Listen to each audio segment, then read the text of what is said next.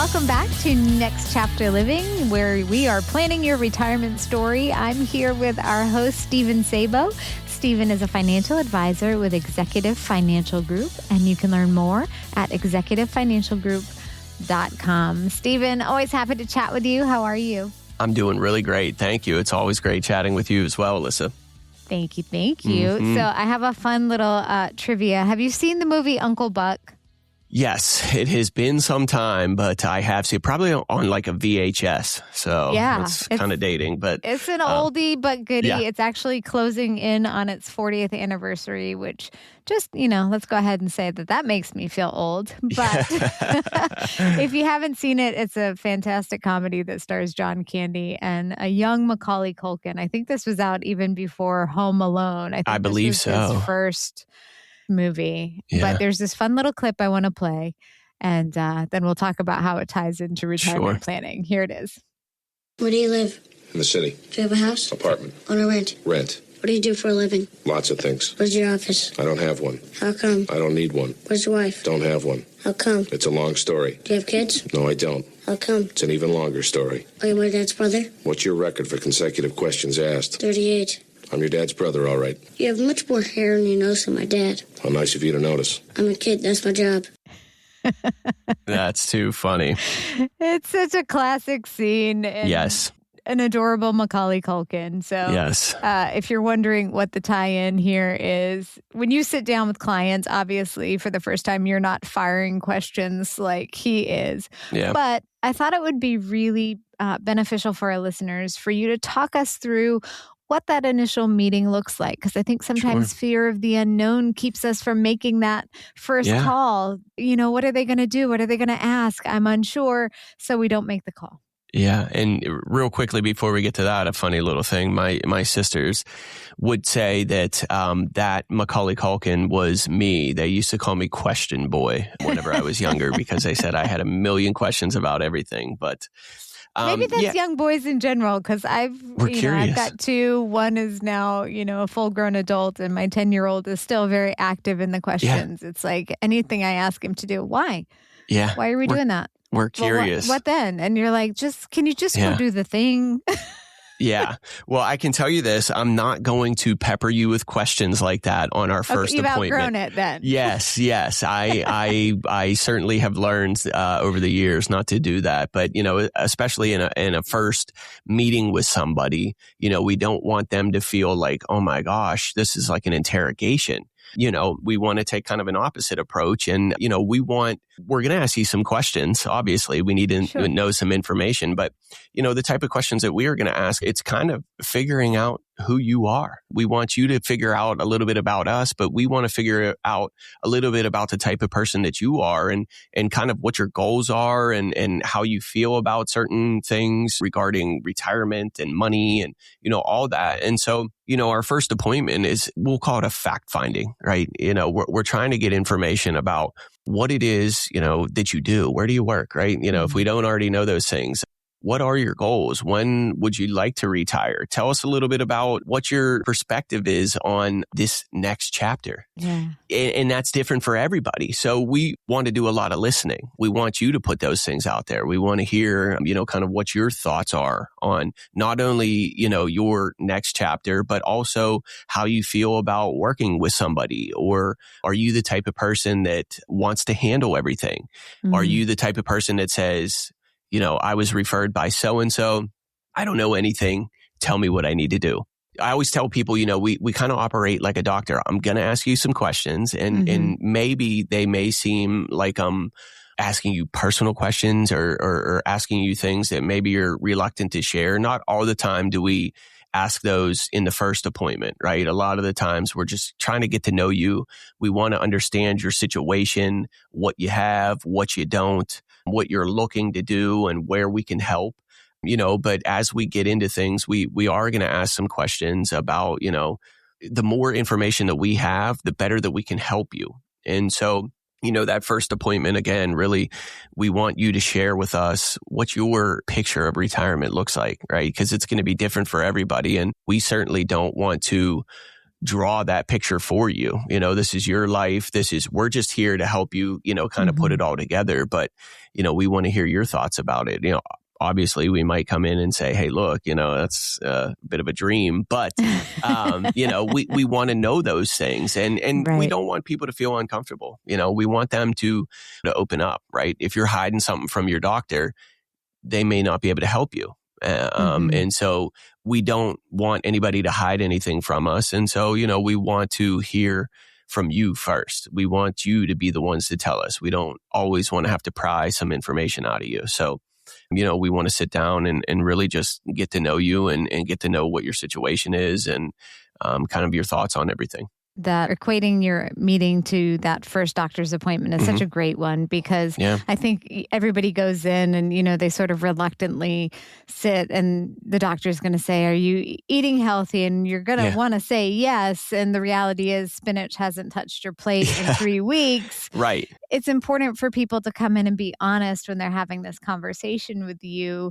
so that you can give them a realistic goal, realistic expectations. Because if you go in and you're not disclosing, hey, I've got this debt hiding over here, or, maybe this account isn't as high as it needs to be and I'm inflating the numbers, you can't give an accurate assessment of best next steps. That's right. I mean, my job isn't to judge. My job is to help people create a financial plan that's going to help them live comfortably throughout their retirement and whatever it is that we're doing for them. But, I'm not here to judge. I've seen it all. I may be honest about something and it might be something that you don't want to hear. But, I've certainly been in that position before where, like you said, you go to the doctors and you're saying, okay, yeah, I've been doing okay. But I've been going to the gym 3 days a week. Sure. Yeah, right.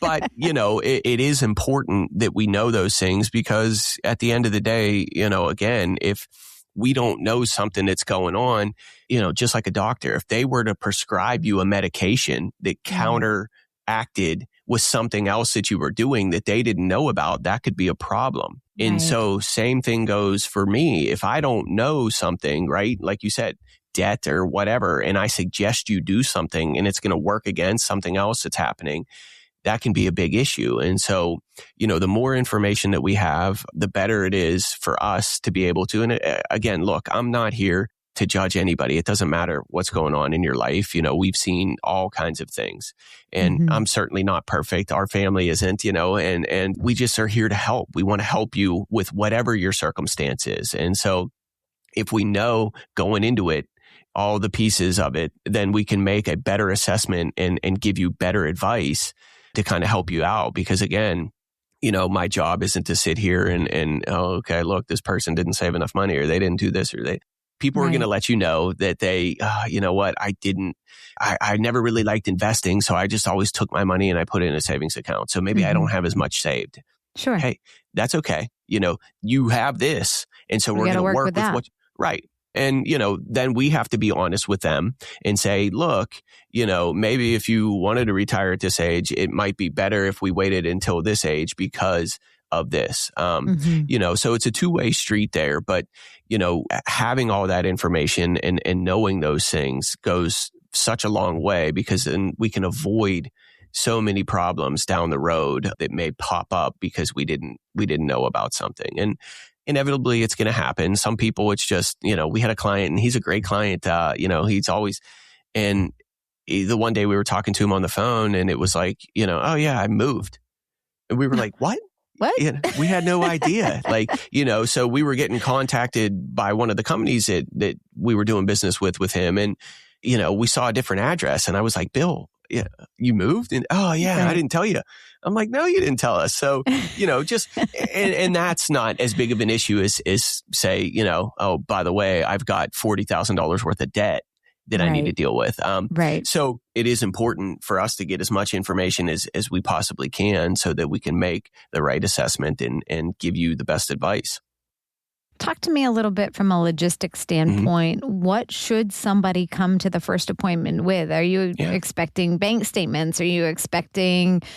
What do they need to have in hand to start that conversation? That's a little different for all of our appointments. It just depends. If you're coming, say, from a referral, from clients that work with us, they may have a little bit of an understanding about us, right? And so, sometimes in that first appointment, we are going to say, because typically we've talked to you on the phone prior to this appointment, right? And we're going to talk about things, what to bring. Hey, bring your account statements. We send out, before we have a first appointment, we send out some paperwork to them, right? We want to get your basic info, birth dates, all those things. But then we also have another sheet that kind of lets you know things to bring, information about your 401k if you're still working, outside accounts, all that stuff. And everybody does it a little bit differently. Sometimes you get a little bit of information. Sometimes you get it all. Sometimes people kind of will give you a summary of what they have until they learn a little bit about you. That is typically with someone we've never met before, right? This is where they haven't come from a referral. They haven't done anything like that. We're meeting for the first time. Some people are a little guarded with their information, and we understand. Maybe in that first appointment with them, they didn't really bring anything but some questions and, a little bit of information, personal info or something like that. Other times people are coming with, like I said, we'll talk to them on the phone and they're bringing us 401k statements and their IRAs and, bank statements, things like that. So it just depends. Everybody's a little bit different there, but, typically we want to see, where are your assets at? I can't help you if I don't know anything. We've had people before that didn't want to give us information about themselves. And it's like, hey, we're opening an account. I'm not asking for this because I want your social security number, right? The company is saying you can't open an account with us until you give us this information. And so, I know that everybody kind of holds that a little bit differently. Some people are open with it. Some people are a little bit guarded. And, it's my job to kind of break down that barrier and let them know, hey, look, if you've never met us before, right?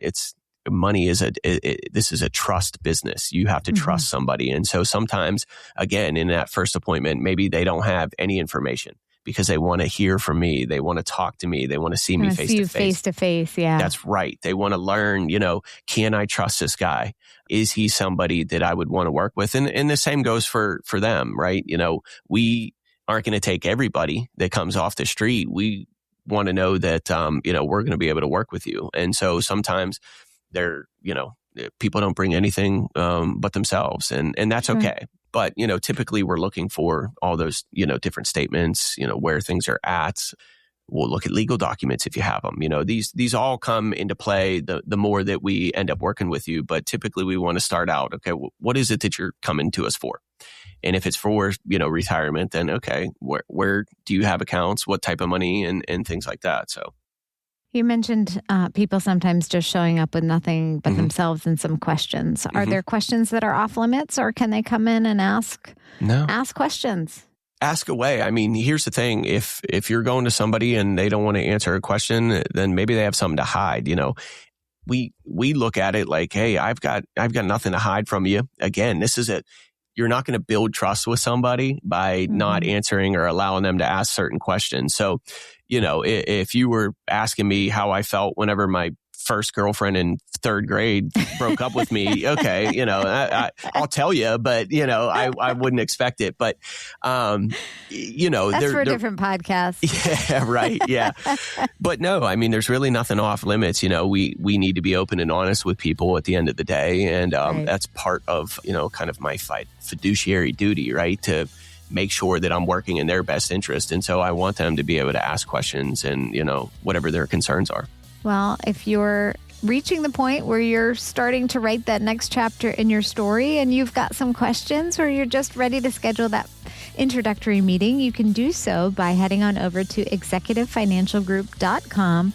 Again, that website is executivefinancialgroup.com. You can also find them on YouTube and Facebook, or you can give them a call if you just want to talk to a person. And it's as easy as calling 724-283-2806. And of course, we are always grateful that you've taken time out of your day to spend it with us, and hope that you will come back for a future episode. Thanks for joining us.